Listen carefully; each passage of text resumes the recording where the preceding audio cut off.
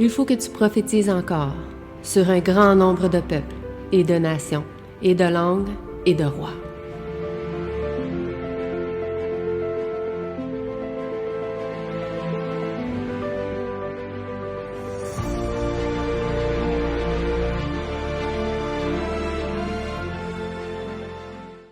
Donc, bonjour à tous. Bonjour. Bon sabbat à chacun de vous. Donc, on va aller dans Esdras, chapitre 4. Le titre de la leçon était la première manifestation contre le projet. Nous avons vu jusqu'à présent tout ce qui s'est passé avec le peuple d'Israël, le peuple juif, et nous allons faire face maintenant aux premières confrontations qu'il y a avec les gens qui étaient sur place. Et nous allons voir exactement qui sont ces gens qui vont devenir les ennemis des Juifs et qui vont aussi l'être même jusqu'à l'époque du Christ. Si on se rappelle, il y avait une confrontation qui existait entre les Juifs et les Samaritains. Et on va voir ici quelle est l'origine des Samaritains, pourquoi il y a cette confrontation qui existe, cette haine qui s'est développée avec le temps, et d'où ça vient. Donc, c'est ce qu'on va voir maintenant. Là. On va rentrer vraiment plus dans l'histoire de l'origine des Samaritains et de cette confrontation-là. Et nous allons en tirer des leçons assez pertinentes pour nous aujourd'hui, puisque c'est toujours le but d'étudier la parole et de l'adapter pour notre époque. Et avant de commencer, nous allons faire une courte prière. Donc, je vais prendre ma position pour la prière. Notre Père est aux cieux, nous aimerions te remercier pour l'opportunité que tu nous permets d'être aujourd'hui réunis, Seigneur, pour t'adorer en esprit, en vérité. Que tu puisses bénir chacune des personnes ici présentes, ceux qui sont peut-être en route pour venir, Seigneur, et que tu puisses permettre que ton esprit puisse travailler en nous et nous permettre de mieux comprendre ce livre d'Esdras au travers de la révision de l'école sabbat que nous allons faire aujourd'hui. Nous te prions donc pour ces choses au nom de ton Fils Jésus-Christ. Amen. Amen. Donc, dans Esdras 4, verset 1, on nous dit « Or, les ennemis de Juda et de Benjamin apprirent que les enfants de la captivité rebâtissaient le temple de l'Éternel, le Dieu d'Israël. » Ici, on nous met le contexte du chapitre 4 qui va être qu'est-ce que les ennemis vont faire face à cette nouvelle, on pourrait dire nouvelle qu'ils ont appris. Okay? Ils ont appris une nouvelle. La nouvelle, c'est que les Juifs sont de retour et ils rebâtissent Jérusalem. Puis là, ils sont comme, pourquoi ils ne nous ont pas invités? T'sais? On était là avant eux, on est Juifs nous aussi, pourquoi ils ne nous ont pas invités? Ouais, c'est ce qu'ils se disent dans leur tête. Okay? Donc, ce qu'ils vont faire, c'est qu'ils vont aller voir les chefs, qui étaient Zorobabel puis Jéchoua. Ils vont aller les voir, ils vont parler avec eux. C'est un peu le début du chapitre, ce que ça nous révèle. Mais avant d'aller plus loin dans l'histoire, il faut savoir que sont ces ennemis, qui sont ces ennemis, qui sont ces personnes-là qui vont débuter une confrontation avec les Juifs. Quelle est leur origine? Qu'est-ce que la leçon nous disait? Qu'est-ce que la Bible nous dit à ce sujet aussi? Donc, qui sont ces personnes-là? Qui étaient les ennemis de Benjamin et de Juda? Comment, là, on le sait c'est qui parce qu'on le dit, mais si vous auriez à les décrire, à les définir, qu'est-ce qui les caractérise? Vraiment, c'est des personnes qui vont...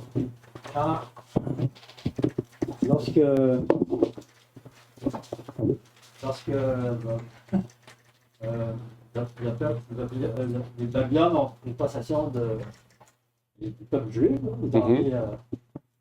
ils ont déportés.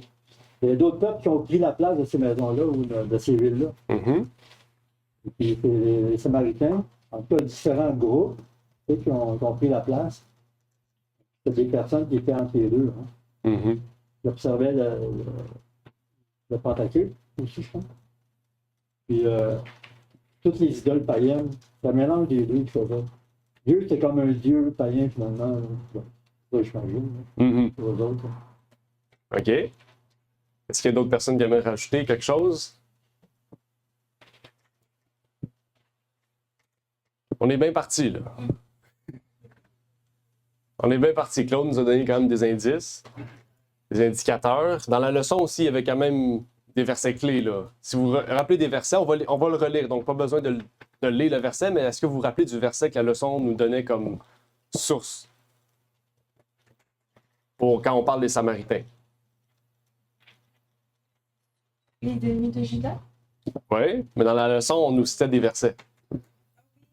Il y avait une question, là. Il y avait une longue liste. Il y a un verset qui sort d'Esdras qui était dans la leçon. C'est le verset que je vais sortir. Oui, de roi. De roi, quoi? 17, verset 33. Exact. 2 Rois 17, versets 33 et 34, c'est vraiment ces versets-là qui nous montrent qui étaient ces gens. OK? On va revenir un peu plus tard. Pour l'instant, on va rester avec ce que Esdras nous disait à ce sujet, parce qu'il y a quand même certaines choses intéressantes. OK? Quand on prend le verset, les premiers versets, le verset 2 par exemple, il nous dit ils vinrent vers Zérubabel et vers les chefs des pères et leur dirent nous bâtirons avec vous, car nous invoquerons votre Dieu comme vous, et c'est à lui que nous sacrifions depuis le temps d'Ésar-Hadon, roi d'Assyrie, qui nous a fait monter ici. Ici, il y avait un contexte. OK? Donc là, on a vu qu'est-ce que ces gens faisaient. Ils croyaient en Dieu, mais ils croyaient aussi.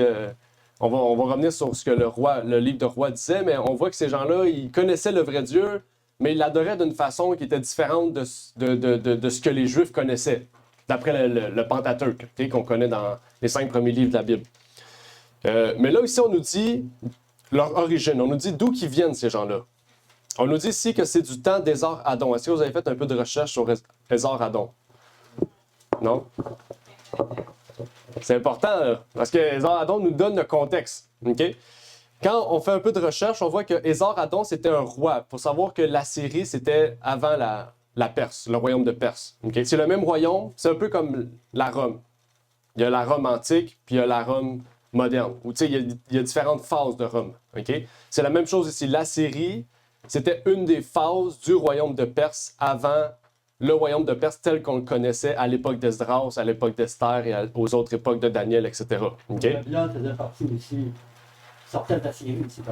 Oui, c'est un petit royaume, oui. Exact. Donc, Ésar-Hadon, c'est un des derniers rois d'Assyrie avant que ça devienne le règne de Perse. OK? Et Ésar-Hadon, c'est 100 ans avant le royaume de Cyrus. OK? Donc, il y a Cyrus qui se passe en 650 avant Jésus-Christ, puis Ésar-Hadon, c'est en 550 avant Jésus-Christ. C'est presque 100 ans avant Cyrus. OK? Donc là, il faut se dire que ces gens-là sont apparus à Jérusalem 100 ans avant qu'Esdras soit là. Okay? Donc, c'est des gens qui vivaient dans la région déjà, de l'Israël, de la Samarie, de la Judée, parce qu'il n'y avait plus personne. Il n'y avait plus rien. Il n'y avait plus de Jérusalem, il n'y avait plus de Juifs, il n'y avait plus personne. Okay? Il faut se dire, à cette époque-là, ils étaient à Babylone. Okay? Et eux, ils ont été rétablis à ce moment-là dans ce royaume-là, parce qu'à l'époque, la Syrie, c'était pas un royaume gros comme la Babylone. C'était un petit royaume dans l'empire de Babylone. Okay? Puis ce petit royaume-là, ben, ils ont déporté des Juifs de l'Égypte, de d'autres endroits. Ils les ont pris, puis les ont ramenés en Samarie. Okay? C'est pour ça que ça s'appelle Samarie pour Samaritains. Okay? Ils les ont ramenés en Samarie. Okay? Et à ce moment-là, ils ont mélangé avec d'autres peuples. Ils ont pris des peuples d'autres royaumes. Ils ont pris des Égyptiens, ils ont pris des Grecs, ils ont pris des Romains, ils ont pris des Babyloniens. Ils ont pris plein de royaumes. Ils ont tous mis ça en Samarie. Ça a donné une grosse immigration de masse, un peu comme au Québec, une grosse immigration de masse. Puis ça a tout mélangé les religions ensemble, tous les royaumes ensemble. Puis ça a fait que le culte de Dieu est devenu corrompu avec le temps. Faut dire, il y a 100 ans d'espace, là.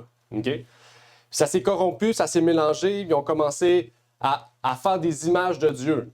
OK? À se dire, oh, peut-être que Dieu est comme ça. Peut-être que Dieu est comme ça. Fait qu'ils ont fait des statues de différents... qui étaient Dieu, dans le fond. Le Dieu de la Bible, ils ont fait des statues de ce qu'eux pensaient de qui était Dieu. Un peu comme les païens. Les païens ils disent Zeus était comme ça, Ishtar était comme ça, ben on fait une statue. Mais ils ont fait ça avec Dieu. Okay? C'est là que c'est très important de prendre en considération le chapitre 4, parce que le chapitre 4 nous révèle quand même quelque chose de très important. C'est particulièrement le livre de Rois qui nous montre pourquoi Zorobabel a réagi comme ça. Okay? Parce que Zorobabel aurait pu dire, ben vous dites que vous adorez le même Dieu, ben venez nous aider. Mais s'il n'a pas dit ça, il a dit non. Puis parce qu'il a dit non, ça a créé la grosse chicane, jusqu'à l'époque du Christ. Mais rappelez-vous ce que Jésus avait dit, hein? Je ne suis pas venu apporter la paix, mais l'épée. Donc des fois, on prend des décisions, des positions qui font en sorte qu'il va y avoir des conflits. C'est plate, mais c'est comme ça. C'est pas nécessairement... Oui. Ça reste toujours le conflit entre Christ et Satan. Finalement. Exact. C'est ça. Ici, c'est le verset, je l'ai souligné pour vous, là, qui est vraiment important à retenir. Ça dit « Ainsi, il craignait l'Éternel. » Il craignait Dieu. Et ils servaient en même temps leur Dieu à la manière des nations. Donc, comment ils servaient Dieu? Comment ils servaient Dieu? À la manière des nations. Ça, c'est important. OK? Parce que comment les chrétiens servent Dieu aujourd'hui? À leur manière. À leur manière. OK? La Bible, c'est un livre. Pourquoi tous les chrétiens ne croient pas la même chose par rapport à ce livre-là? C'est la même chose avec les Samaritains. OK? On croit, on dit on croit au même Dieu, mais on pratique tout différent. Puis quand on dit différent, il y a des extrêmes. OK? On peut prendre certaines branches qui sont extrêmes dans leurs idées. Mais on voit tout ce qui se passe des fois. Il y a des pasteurs, des gens qui vont en prison parce qu'ils tombent dans des extrêmes. Mais c'est exactement ça. On craint Dieu, mais à la manière du monde ou à notre propre manière. Moi, je veux suivre Dieu à ma manière. OK? Tandis que Dieu, il dit, c'est plus ta volonté, mais c'est ma volonté. C'est ça qu'il dit, hein? C'est plus la volonté de l'homme. Même Jésus, il disait, c'est pas ma volonté, c'est la volonté du Père. Ouais. Donc, Christ nous invite à la même chose. C'est plus ta volonté, mais la volonté pour qui tu crois, pour qui tu sers. Parce que si tu es un serviteur, tu sers un roi, tu sers quelqu'un, tu sers une identité, tu sers une entité plus grande que toi. Donc, si tu dis croire en Dieu, craindre Dieu, mais tu le sers pas, dans le sens, tu sers pas ce que lui, il dit de la manière de le servir, ben, ça sert à quoi de dire que tu es serviteur du Dieu très haut? Ben, c'est comme ça que les Samaritains étaient. Ils servaient Dieu, mais à leur manière. Ils servaient Dieu, mais selon ce qu'eux voulaient, selon ce qu'ils avaient vu des Babyloniens, puis ils se sont adaptés, ils ont baissé leur garde, peut-être parce qu'ils n'avaient plus de prêtres ou de grands prêtres. On comprend qu'il n'y a pas un ordre, une structure, des fois, on perd le rythme, on perd la boussole. C'est normal. Ça tient pas la route. Exact. On est humain, c'est normal. Des fois, quand on est tout seul, puis là, t'as pas de temple, t'as pas de grands prêtres, t'as pas de prêtres pour aller chercher conseil, des sages, ben tu vas chez tes conseils où? Chez les sages des Babylone. Chez d'autres sages, chez d'autres personnes. Donc, c'est ce qui est arrivé avec les Samaritains. C'est ils croyaient en Dieu, mais ça dit, regardez, ils faisaient selon leur ordonnance et leur coutume, ni selon la loi ou le commandement que l'Éternel donna aux enfants de Jacob qu'il avait nommé Israël. Donc, ils croyaient en Dieu, ils connaissaient le vrai Dieu, mais ils suivaient aucune des choses que Dieu avait mises en place depuis le Pentateuque. Puis Zorobabel a été sage, a été très intelligent. Parce qu'il aurait pu dire oui. Puis on a tendance, nous aussi, humains, on dit « Ah, t'es chrétien? Oui, je suis chrétien. OK, ben là, t'es mon ami. » Puis là, tu sais pas, ben pendant ce temps-là, c'est lui qui te pique dans le dos, là. Depuis le début, c'est lui qui te pique. Mais Zorobabel aurait pu faire la même chose. Ben s'il aurait fait ça, le temple aurait été bafoué dès la fondation. Parce que ces gens-là auraient amené des statues dans le temple. Ils auraient mis plein de choses. Ça aurait été la plus grosse erreur de Zorobabel. C'est un peu comme les Hébreux qui ont été dans le feu. Exact. Pour adorer la statue de Daniel, là, dans Daniel. Exact. Exactement. C'est tout des... Puis même avant ça, dans le désert, quand ils ont fait le grand... j'ai oublié. Le veau d'or. Ouais. Quand ils ont fait le veau d'or, ça a été la même chose. OK?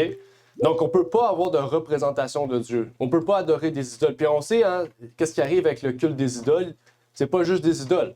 On pense juste qu'il y avait le veau d'or. Il n'y avait pas juste le veau d'or. Là. Les gens, ils ont commencé à saouler, ils ont commencé à faire n'importe quoi. Il y avait des orgies, il y avait toutes sortes de choses. C'est pas juste une idole. Qu'est-ce que ces gens faisaient, les Samaritains? Ils disaient croire en Dieu, il y avait des idoles. Mais est-ce que c'était juste ça? Non, parce qu'ils ne faisaient pas les coutumes de Dieu. Ils ne faisaient pas les choses que Dieu avait dit de faire. Donc, c'était plus loin que juste dire qu'ils ont des statuts. C'est jamais ça. OK? Il y a toujours plus. Dans leur activité. Exact. Puis il y a quelque chose d'intéressant ici, c'est qu'ils servaient Dieu et leur Dieu. À quoi ça nous fait penser? Il ne peut pas croire en maman et en Dieu. Amen. Ouais. Ça, j'ai pas montré la question, je savais que vous le saviez. OK? Mais ça fait aussi penser à aujourd'hui. Oui. Aujourd'hui, comme il y a plusieurs, pas seulement dans la chrétienté, mais aussi comme dans toutes les religions, il y a comme tellement beaucoup de religions. Mhm. Puis des fois, on va penser que comme c'est le même Dieu qu'on sert, mais non, c'est pas le même Dieu, c'est pas le Dieu créateur qui a donné son Fils pour nous, pour que nous puissions avoir la vie. C'est dans ce sens-là aussi qu'on devrait voir qu'il faut faire vraiment très attention. Oui, tout à fait. Tout à fait. Matthieu 6, verset 24, notre sœur nous l'a dit. nul ne peut servir 2 maîtres. Pourquoi? Jésus ne dit pas nul ne peut servir 2 maîtres, c'est tout. Non, il donne la raison pourquoi. Ça, c'est important. Jésus donne toujours les raisons. Dieu donne toujours les raisons du lequel on fait quelque chose. On ne fait jamais rien pour rien. Tu peux pas servir 2 maîtres. Pourquoi? Parce que tu haïras l'un et aimeras l'autre, ou il s'attachera à l'un et méprisera l'autre. Vous ne pouvez servir Dieu et Mammon. Donc, les Samaritains devaient prendre une décision drastique. Soit tu sers les dieux des autres nations, soit tu sers le vrai Dieu. C'est un des deux. Eux, ils mélangeaient les deux. Puis ça, c'est ce que ça fait un mix qui se mélange pas. C'est comme la statue de Daniel, l'argile et le fer, ça se mélange pas. C'est des métaux qui se mélangent pas. C'est la même chose ici. On peut pas mélanger Dieu et Mammon. OK? Puis c'est pour la raison pour laquelle l'apôtre Jacques dit que nous sommes adultères, hommes et femmes adultères. Pourquoi? Parce que vous aimez le monde plutôt que Dieu. C'est la même chose. On ne peut servir 2 personnes parce qu'on va haïr ou aimer. Puis qu'est-ce que ça fait, ça? Ça crée de l'hypocrisie, ça crée 2 identités. Fait que là, d'une manière, les Samaritains, devant les Juifs, étaient Juifs, mais devant les autres, ils étaient païens. Fait que qu'est-ce que ça fait? C'est que ça crée de l'hypocrisie, parce que t'es une personne devant un groupe, puis t'es une autre personne devant un autre groupe. Donc, Oui. il était conscient de faire ça. Il était conscient de servir Dieu. Ben oui, c'est eux qui... Exact. Ils étaient pleinement conscients, mais ils ne voulaient pas prendre une décision parce qu'il y avait la satisfaction de servir le vrai Dieu puis la satisfaction de servir les faux dieux. Parce que les deux ont une satisfaction. Il y en a un, tu as la vie éternelle, tu as la grâce. Il savait que c'était le vrai Dieu, là, tout ce qu'il avait fait. Il savait, il sortait de là. Mais aussi, les faux dieux apportaient une joie. Parce que là, tu pouvais commettre l'adultère. Exact. Ouais, c'est ça. Exact. Il y a la séduction du péché. Exactement.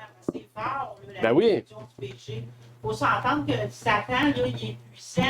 Il n'est pas le tout puissant, mais Ouais. il est puissant. Exact. Fait que si on a la connaissance que Satan, lui, il a une puissance, c'est pour ça qu'on a besoin de Jésus pour venir combattre. Il faut qu'on soit avec lui pour combattre les ennemis qui ne sont pas des ennemis dans la chair, mais c'est des ennemis de l'esprit. Ils ne se montrent pas à jour, Satan, pour dire hey, je te cite, là, viens, gars, venez. Non, il est hypocrite, il est Ben oui. menteur, il séduit, toujours avec des désirs de la chair. Hein?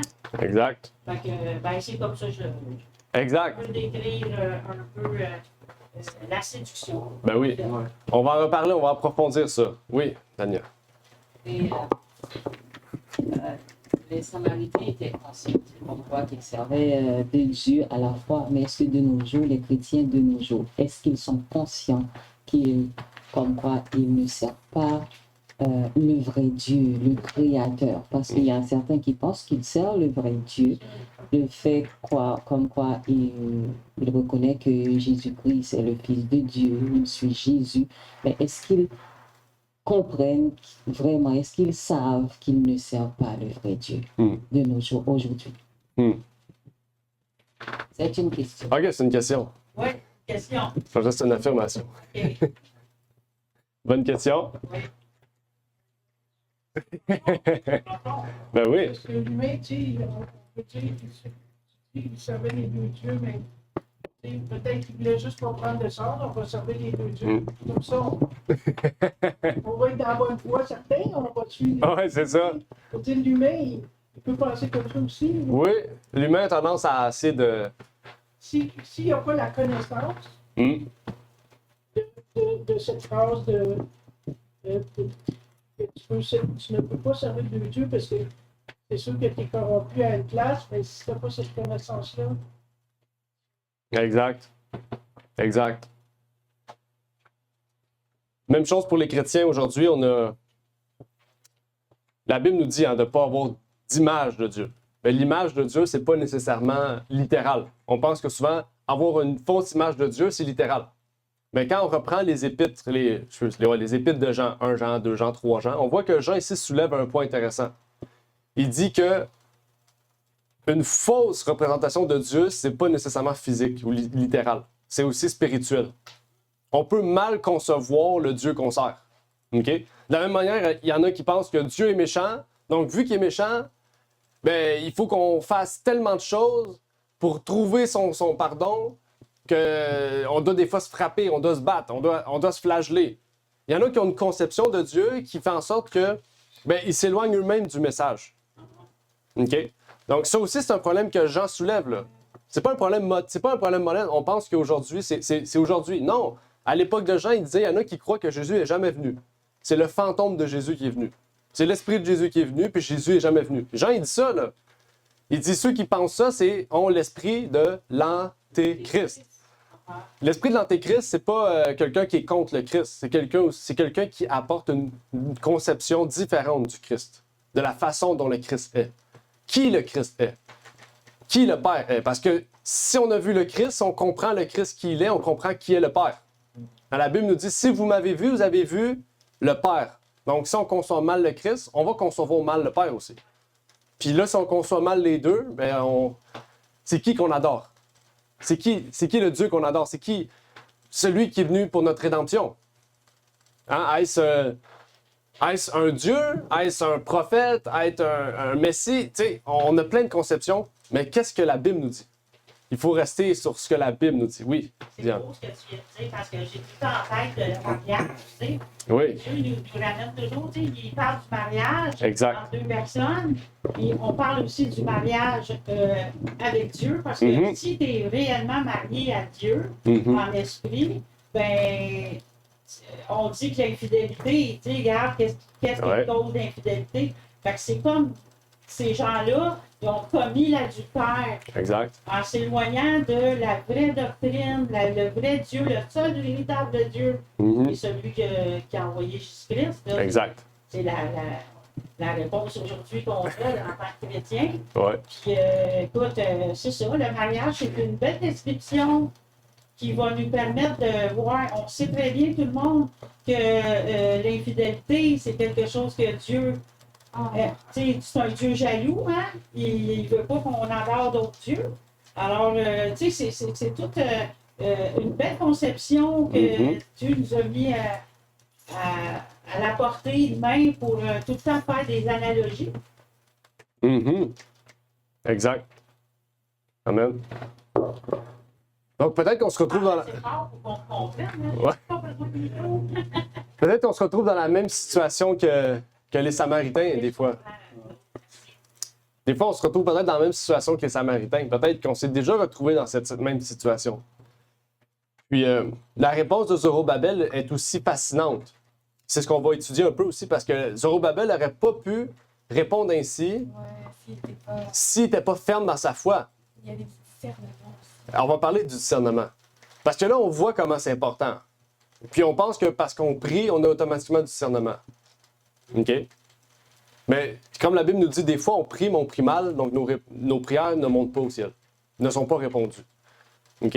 Donc, qu'est-ce qu'on demande? Qu'est-ce qu'on fait à ce niveau-là? Qu'est-ce que la Bible nous dit sur le discernement? Et comment c'est important aussi, c'est ce qu'on va voir. Parce que il nous faut avoir du discernement comme Zorobabel. Ça, c'est essentiel, la Bible nous le dit. Maintenant, pourquoi c'est important d'avoir du discernement? Quel est le but du discernement? De discerner le vrai du faux. Discerner le vrai du faux. Mais le discernement, il vient de Dieu aussi. Oui. Et Dieu, il dit, il ne nous tiendra pas dans la confusion. J'imagine que quand tu suis deux dieux différents, j'imagine qu'à un moment donné, il éclaire ton esprit pour dire, tu sais, autrement Faut que tu dit, choisisses. qui est le vrai Dieu finalement? Aussi, oui, exact. Exact. Amen. Et aussi pour ne pas tomber dans le mal. On n'a pas tombé dans le mal, oui. C'est graduel. Oui, c'est graduel. C'est vrai, Satan, lui, il va pas d'une traite. Il va graduellement. Puis à un moment donné, tu te retrouves, tu es 500 km éloigné de du chemin que Dieu t'avait montré. Mais ça, c'est parce que 2 ans avant, tu avais juste pris une petite affaire.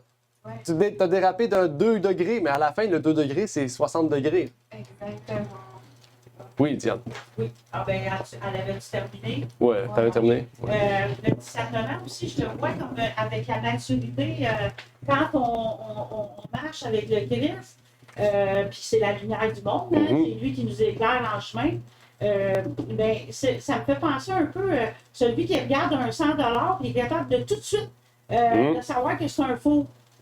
L'esprit du discernement de Dieu fait en sorte qu'il nous donne ce discernement-là pour qu'on puisse détecter les esprits qui viennent de Dieu Amen. Puis nous guider là-dedans, parce que c'est lui qui nous guide hein, constamment.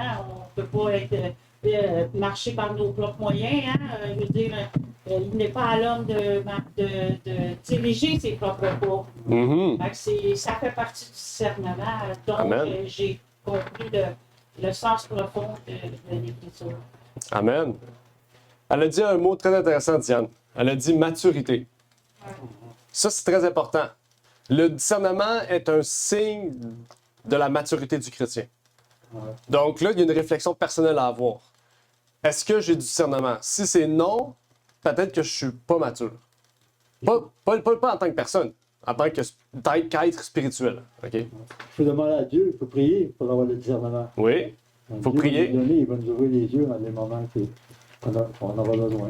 Mais aussi, moi, ce que je peux apporter comme quelque chose de plus, c'est parce que, n'oubliez pas, et quand le Christ a dit à l'apôtre Pierre, et Satan t'a réclamé pour pouvoir te cribler, j'ai prié pour toi, et quand tu seras converti, affermis tes frères, ça veut dire que là, nous traversons l'étape de la conversion. On est converti, on n'est pas seulement repenti.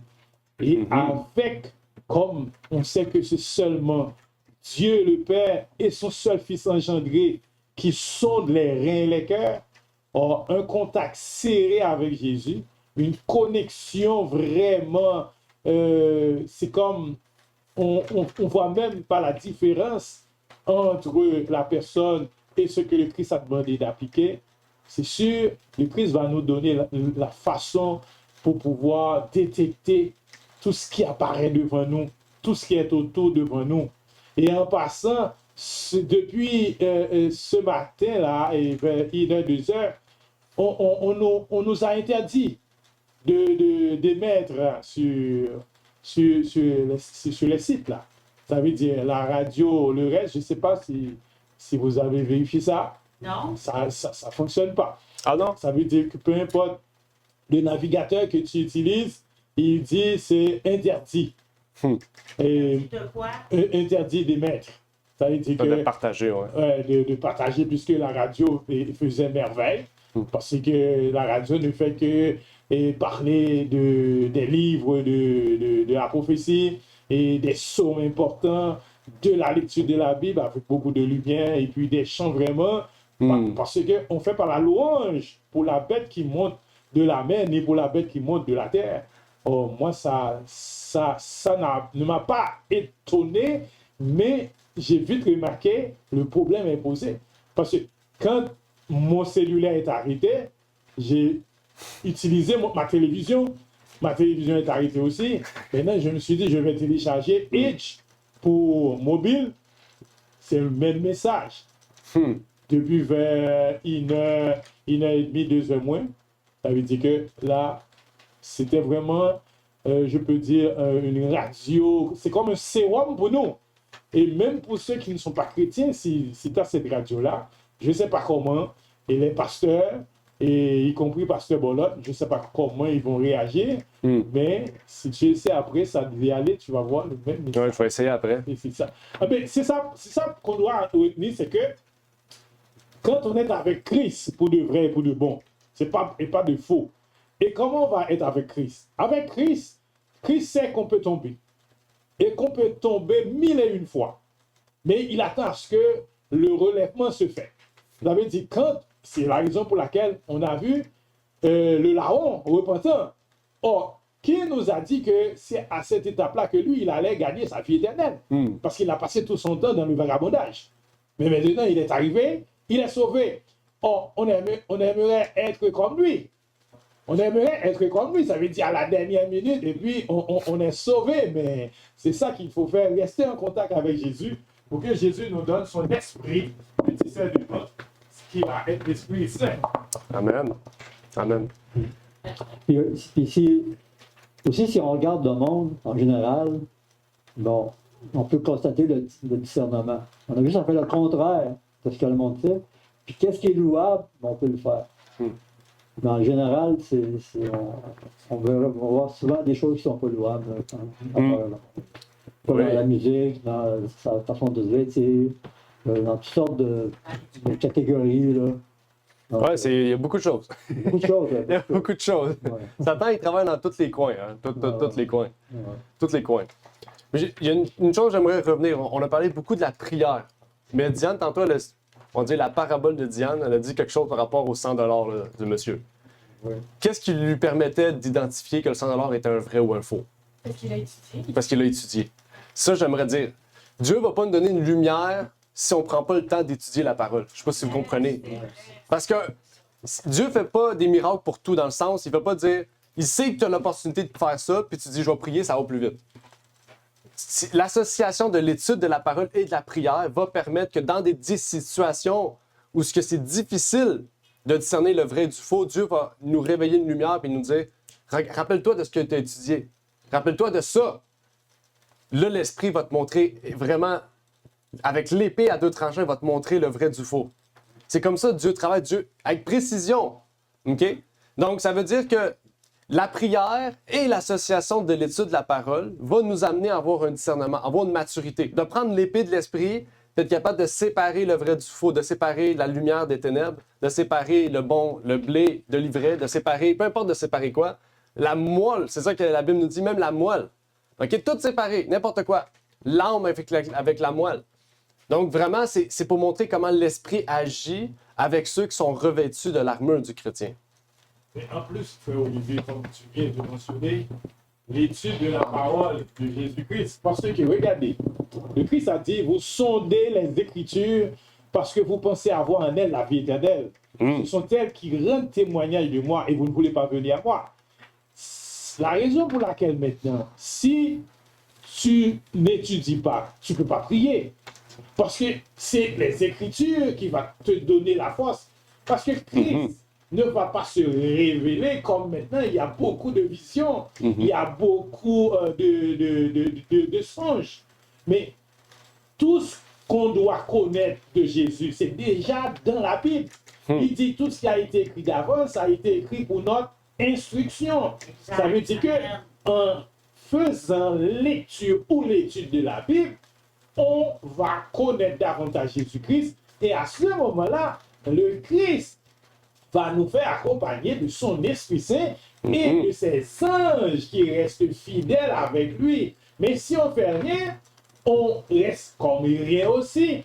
À ce moment-là, toutes les fausses doctrines vont passer. Quand on te dit que quelqu'un fait des miracles avec de l'eau, tu vas croire que oui, il est capable de faire des miracles. Mais qu'est-ce que la Bible dit? À la loi et au témoignage, si l'on ne parle pas ainsi, il n'y a point d'horreur pour le peuple. Et il dit aussi, si quelqu'un détourne l'oreille pour ne pas écouter la loi, sa prière même est une abomination. Mais comment quelqu'un qui viole délibérément les commandements de Jésus, et puis tu peux penser que Jésus va lui donner le pouvoir de faire des miracles à travers l'eau, ou bien à travers l'huile sainte, ou bien à travers n'importe quoi. Non, ça veut dire, déjà dans la lecture, tu vois comment les démasquer. Ça veut dire, et Apocalypse 14, verset 12, est clair comme de l'eau de coco. Quand il dit que, oui, c'est ça. Donc, coco, c'est ça, quand il dit, c'est ici la persévérance des saints qui gardent les commandements de Dieu et la foi de Jésus. Ça, c'est une mesure. C'est une mesure pour voir qui fait des miracles. Où est-il? Est-ce qu'il est dans Christ? Est-ce qu'il garde les commandements? Parce que la tendance maintenant, c'est que s'en fout des commandements et tu vas être sauvé. S'en fout d'aujourd'hui qui est le saint sabbat de l'Éternel et tu vas être sauvé. Oui, aujourd'hui ne peut pas nous sauver. Nous pratiquons aujourd'hui parce que nous avons la foi en Jésus. Parce que si on n'a pas la foi en Jésus, on ne va pas rentrer dans ce jour. On va partir travailler. Eh bien, c'est ça le monde doit connaître. Et nous, en tant que lumière, nous devons briller. Nous ne devons pas rester au bas de la table. C'est sur la table pour pouvoir briller. Oui. Amen. Il y avait Diane aussi. Ben, ça va en direction. C'est quoi ton prénom? C'est quoi ton prénom? Whitney, bless. Non, ben, c'est beau ce que tu viens de dire, parce que on est ensemble pour compléter tout le temps ce que Jésus, le Maître, dit. Hein? Fait que Jésus, ce qu'il dit, c'est la vérité. Hein? Fait que faut l'écouter. C'est Dieu qui dit, écoutez-le, il est mon fils, et toute mon affection à lui, écoutez-le. Ben Jésus, là, il y a une mère, puis il y a des sœurs, puis il y a des frères qui cognent à la porte, puis Jésus a bien répondu.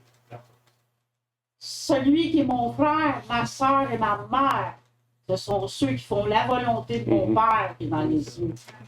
Ben, c'est ça la marche avec Dieu. C'est sûr que quand on arrive à Christ, au début, il y a des paroles qui nous ont été révélées pour qu'on comprenne, parce qu'on comprend à mesure qu'on marche avec lui. Peut-être que cette parole-là peut venir plus tard pour un, mais c'est la même parole pour tout le monde. Exact.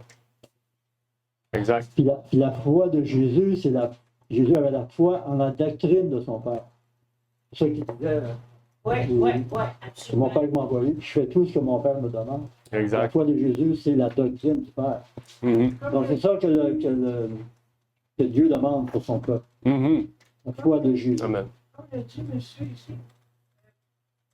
c'est bon de savoir toutes les Écritures, de connaître toutes les Écritures, les enseignements, mais qu'est-ce qu'il faut faire, c'est les mettre en pratique aussi. Parce qu'il y a bien du monde qui ont de la connaissance, puis plus tu as de la connaissance, puis si tu n'appliques pas ta connaissance, ça te sera pas.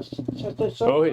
Oui. Ça rapproche. Parce que tantôt, il a dit une affaire, il a dit, tout le monde aimerait ça, que ça soit juste dernière minute comme le larron à côté de Jésus. Non, c'est parce que tout, si de ton vivant, c'est à 15 ans ou à 20 ans, tu apprends l'Écriture, ben mets-la en pratique tout de suite. Là. Non, c'est ça. C'est pas last minute, là. Last minute! C'est bon. Non, c'est vrai. Amen. C'est ce que la Bible nous dit, hein? Si ta foi est petite comme un grain de moutarde, tu peux déplacer la montagne. Donc, faut que tu y ailles selon la lumière que tu as. Fait que plus tu as de lumière, plus tu brilles, en fait, plus qu'il faut que tu continues de briller. T'sais. Fait que faut que tu montres vraiment ce que tu déclares. Les fruits. Exact, les fruits. Tu continues à être toujours avec le Christ, tu persévères jusqu'à là. Exact. On va continuer. Le temps avance. Dans Psaume 119, verset 66, regardez ce que David nous dit. Il nous dit « Enseigne-moi à avoir du sens, et de l'intelligence, car j'ai cru à tes commandements. Oh. » Il dit ici « Enseigne-moi à avoir du sens et de l'intelligence. » Donc ici, David, il demande à Dieu du discernement. Il dit « Enseigne-moi. » Il n'a pas dit « Dieu, donne-moi du discernement. » Il a dit « Dieu, enseigne-moi. » Parce que par l'enseignement, quand il demande à Dieu, c'est une prière ici. Il demande à Dieu, il prie Dieu de lui envoyer du discernement. Et le discernement va venir au fur et à mesure qu'il étudie. Parce que Dieu, c'est comme ça qu'il travaille. Il nous envoie, c'est comme s'il nous envoie des flèches. Il nous envoie une flèche, puis dans cette flèche-là, il y a la révélation de ce que tu étudies. Mettons, tu étudies Proverbe, chapitre 1. Dans le chapitre 1, Dieu va t'envoyer une flèche pour qu'un versant particulier te ressorte et te montre quelque chose d'important pour ta vie personnelle. Un discernement, quelque chose qu'il faut que tu comprennes, que tu connaisses pour ta vie future. C'est comme ça que Dieu travaille. Et tantôt, on a parlé de connaissance, puis ça, c'est vraiment important. On va voir ce que, ici, on nous dit, nombreux sont ceux qui, manquant de discernement spirituel, s'en tiennent à la lettre de la parole et constatent que sans l'accompagnement de l'Esprit de Dieu, elle ne vivifie pas l'âme et ne sanctifie pas le cœur. Là, c'est intéressant. Elle dit, on peut être capable de citer l'Ancien et le Nouveau Testament, connaître les commandements et les promesses de la parole de Dieu, mais à moins que le Saint-Esprit ne fasse pénétrer la vérité au plus profond du cœur, éclairant l'esprit de sa lumière divine, aucune âme ne tombe sur le rocher et n'est brisée, car c'est l'action divine qui relie l'âme à Dieu. Ah oui? C'est ce que tu disais tantôt. Oui, je m'en allais dire, c'est où ça que c'est? Ça, c'est dans quel livre? C'est dans le livre d'Ellen White, « Ye shall receive power ». OK? Non, c'est ça. Mais c'est exactement ce qu'il disait tantôt. On n'a pas tout connaître ça. Qu'est-ce qui fait la différence? C'est la liaison entre nous et Dieu, la prière. Ouais.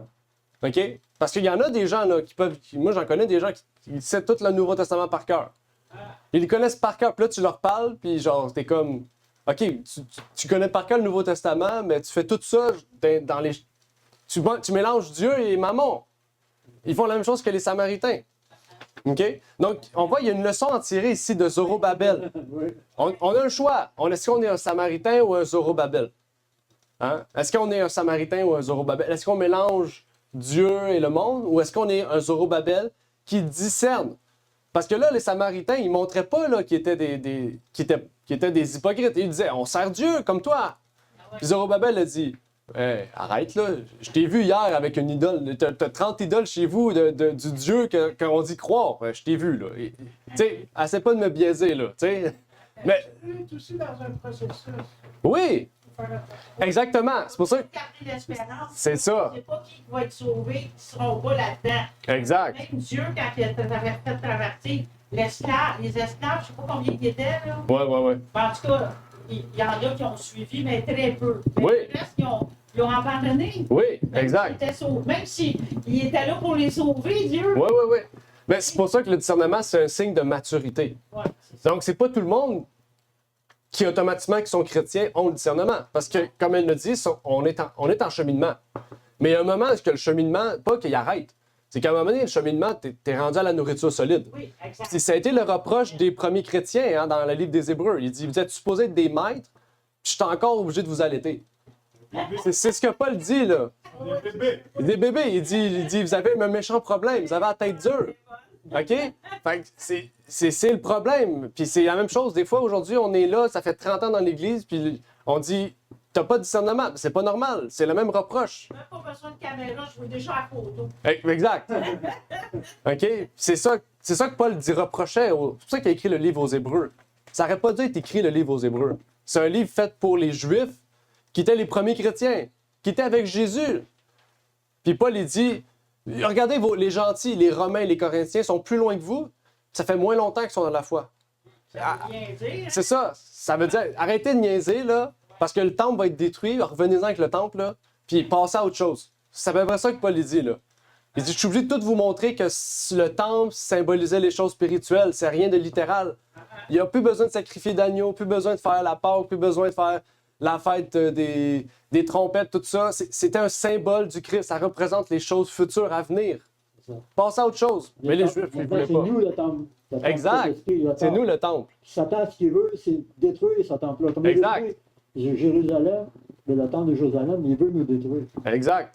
Mais est-ce que dans l'air que tu parles, tu peux dire que dans le royaume des cieux, il n'y aura pas de temple? Non, il y a un temple. Jésus l'a dit. Il dit, je suis le souverain sacrificateur du temple. Mais pas lui fait de main d'homme, mais lui qui est dans les cieux. Oui. Il y a un temple au ciel, mais sur terre, le temple, c'est nous. C'est spirituel. Oui, OK. Mais on va retrouver le temple qui est aux cieux, oui. Dans la Jérusalem céleste qui va être sur la terre, Oui. qui descend des cieux, il va y avoir un temple. Ben oui, bien sûr. Bien sûr. La Bible est claire sur ça. OK? Elle est claire. Le temps, comme tu dis, c'est vrai, mais nous, l'église Bethesda, ça fait presque un mois là, elle est en trouble là. Mhm. Ça veut dire des cadeaux, ils ne peuvent pas réunir les sabbats. Ça veut dire, c'est pas la bâtisse. Ouais, je Ça comprends. veut dire que Ouais. le temple, c'est pas la bâtisse, c'est chaque personne qui fréquente la bâtisse. Depuis, je vais te dire, ça va faire un mois, personne ne peut fréquenter l'église. Et le sabbat, ils sont obligés d'aller soit à Saint-Léonard, soit à Rivière-des-Prairies, parce que c'est là où se trouvent d'autres églises. Mais là, Bethesda, ça ne fonctionne pas. Donc, l'idéal, commencer à offrir notre corps comme un sacrifice vivant à Jésus-Christ. Mhm. Jésus-Christ, c'est comme son Père, il ne va pas cesser de nous pardonner. C'est ça qui est un Dieu qu'on n'arrive même pas à comprendre. Il ne cesse pas de nous pardonner si on est sincère, si on est vrai, si on est authentique dans ce que l'on veut faire. Il va nous accueillir parce qu'il sait que nous sommes guettés par Satan. Parce que si on fait les choses, ce n'est pas de notre côté. Satan, il est là, il est fait, Ben oui. il est malin pour nous persécuter. Voilà le problème. Exact, amen. Bon, dans la conscience tout le temps de la présence de Dieu qui est fort. Bon, il y avait d'autres choses à dire dans la leçon, mais là, le temps nous fait défaut. Là. On court après le temps. Là. Oui. Bon, la Bible nous dit qu'on essaie de racheter le temps, mais ça ne s'achète pas.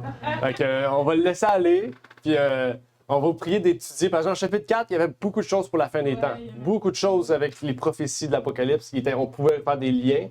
Fait que, essayez de voir quel lien qu'on peut faire avec l'Apocalypse. C'est un petit devoir, là, je vous donne en plus du chapitre 5.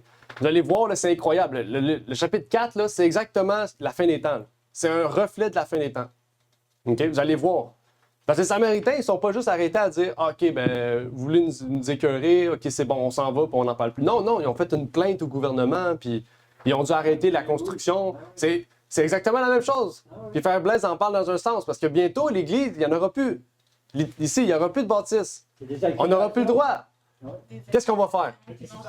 Ce sont des délateurs. Exact. Ils essaient de tout dire de Juda, de Jérusalem, mais ils ne savaient pas que Dieu sait déjà qu'est-ce qu'il a donné comme Jérusalem à l'époque, Exact. comme Juda. Et en plus, on retrouve les 10 commandements. Parce que tu ne feras point de faux témoignages. Ça veut dire tout ce qu'ils ont dit à propos de Jérusalem, c'était de faux témoignages. Parce que c'est Dieu qui avait ordonné de rebâtir. Aussi Dieu avait ordonné, mais Dieu sait déjà tout ce qui se passait à Jérusalem. Mais heureusement, Dieu a montré aussi au roi qu'il y avait aussi des rois puissants à Jérusalem.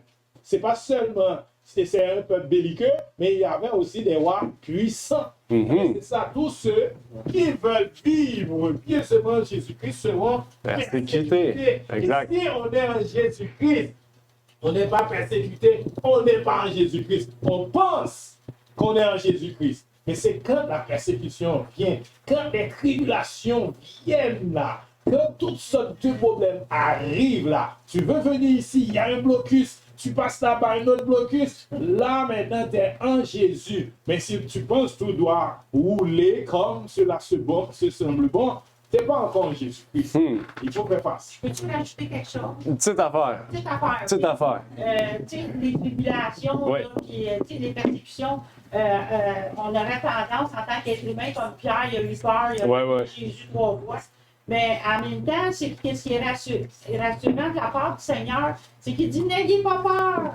Tu sais, il dit n'ayez pas peur, il faut que ces choses-là arrivent. Puis et quand il dit ça, c'est qu'il nous rassure parce qu'il est avec nous autres. Ouais, c'est ça. Il n'y a personne qui peut être contre nous autres. Fait que le fait qu'il nous raffermit jusqu'à la fin, il va faire en sorte qu'on va devenir assez solide, que quand on va voir les choses arriver, on va savoir que c'est les choses que Jésus avait averties, les Exact. choses que Jésus avait dit. Amen. Amen. Amen. Exact. C'est clair comme l'eau de coco.